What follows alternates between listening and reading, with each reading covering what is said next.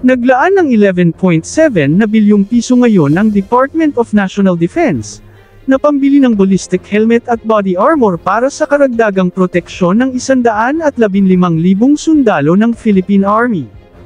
Ito ay isa sa pinakamalaking budget na inilaan para lamang sa mga proteksyon ng ating mga sundalo, na nagpapakita na ang mga sundalo ng Pilipinas ay papunta na sa direksyong magiging kahanay ng mga world-class armed forces, lalo na ngayong inaasahang magsidatingan na sa ating bansa ang mga kilalang mga armed forces sa mundo, na may mga visiting forces agreement sa atin, para sa mga sama-samang training, exercises, and exchange of expertise sa ating armed forces. Sa oras ng totoong labanan, ang ballistic helmets at body armors ay isa sa magsasalba sa buhay ng ating mga sundalo. Ito ay magbibigay din ng isang matipuno, propesyonal, at disiplinadong itsura sa ating mga kasundalohan.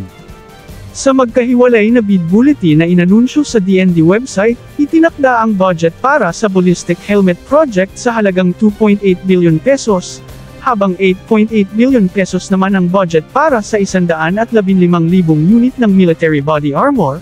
Kapag ma-deliver na ang lahat ng ito, ay inaasahang pang world-class na ang dating ng halos lahat ng ating mga sundalo, na sasabak sa lahat ng mga misyon at mga exercises.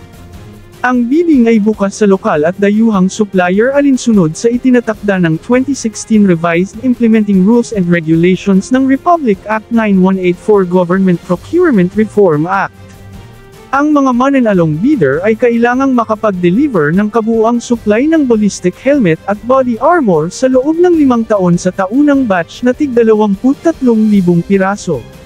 Ang submission at opening of bids ay sa ika-20 ng Agosto sa DND Building sa Camp Aguinaldo, Quezon City.